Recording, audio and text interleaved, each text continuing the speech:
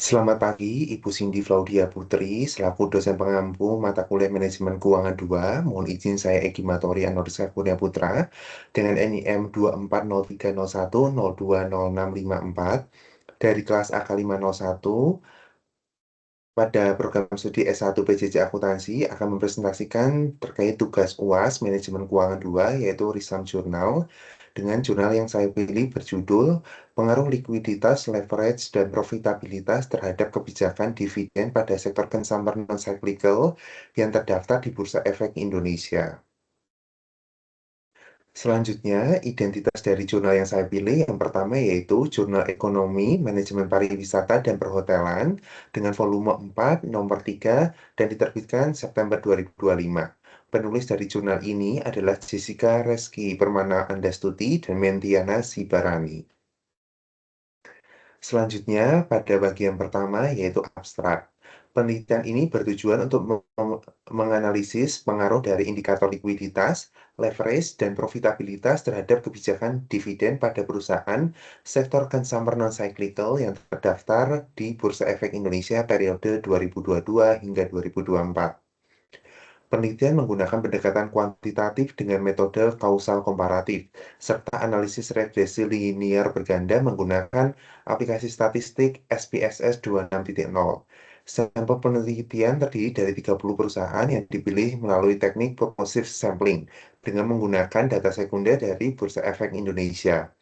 Hasil penelitian menunjukkan bahwa pengaruh likuiditas, leverage, dan profitabilitas secara simultan maupun parsial berpengaruh positif dan signifikan terhadap kebijakan dividen yang diberikan kepada pemegang saham. Selanjutnya, terkait dengan latar belakang penelitian ini, penelitian dilatar belakangi oleh pentingnya pasar modal sebagai sarana pendanaan perusahaan dan tempat berinvestasi bagi investor yang mengharapkan return berupa dividen.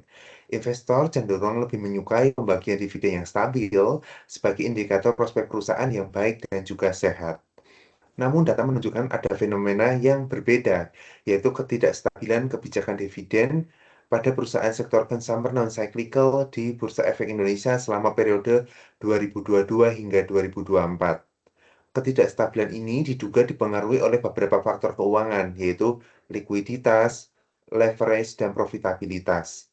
Oleh karena itu, penelitian ini bertujuan menganalisis pengaruh ketiga variabel tersebut terhadap kebijakan dividen. Selanjutnya, data yang digunakan yaitu pertama terkait dengan populasi adalah seluruh perusahaan sektor consumer non-cyclicals yang terdaftar di papan utama Bursa Efek Indonesia. Selanjutnya, sampel yang diambil adalah sebanyak 30 perusahaan yang dipilih menggunakan teknik purposive sampling berdasarkan kriteria tertentu. Periode pengamatan adalah tahun 2022 hingga 2024 dan jenis data yang dipilih adalah data sekunder yang diperoleh dari publikasi pada Bursa Efek Indonesia. Selanjutnya, metode penelitian. Yang pertama adalah pendekatannya berupa kuantitatif dengan metode kausal komparatif berbasis filsafat positivisme.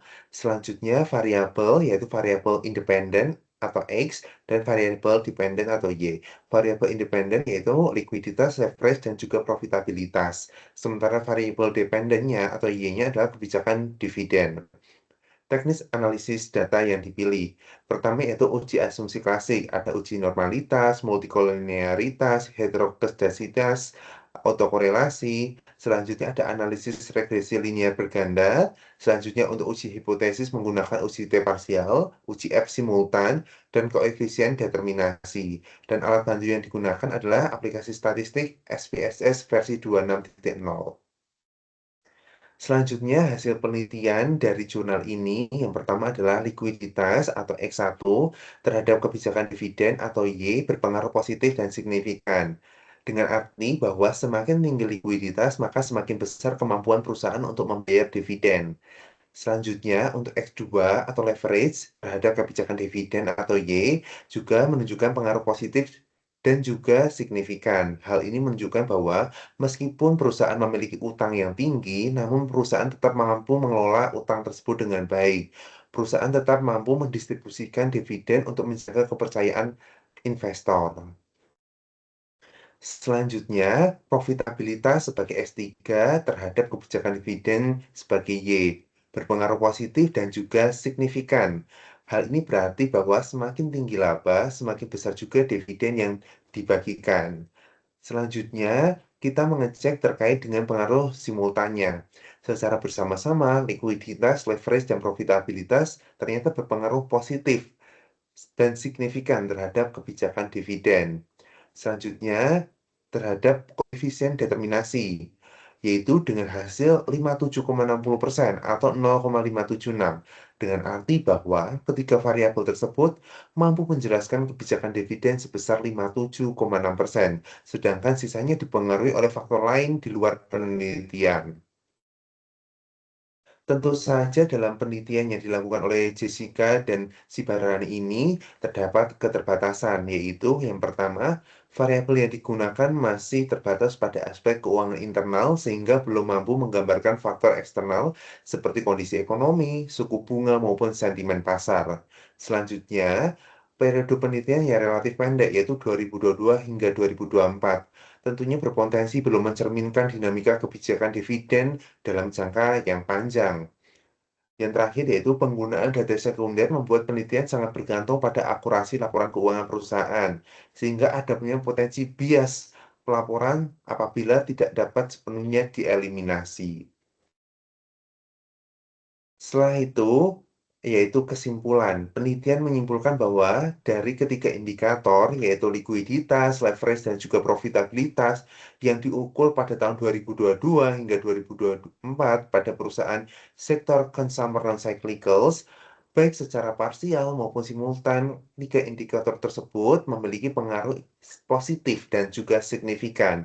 Artinya, adanya peningkatan pada kemampuan membayar utang jangka pendek, yaitu likuiditas, penggunaan utang yang terkelola atau leverage, dan perolehan laba, profitabilitas, akan mendorong perusahaan untuk meningkatkan rasio pembayaran dividennya kepada para pemegang saham. Selanjutnya, lampiran dan jurnal asli. Untuk lampiran dan jurnal asli dapat dilihat dan dicek pada tautan yang telah terlampir pada PPT berikut.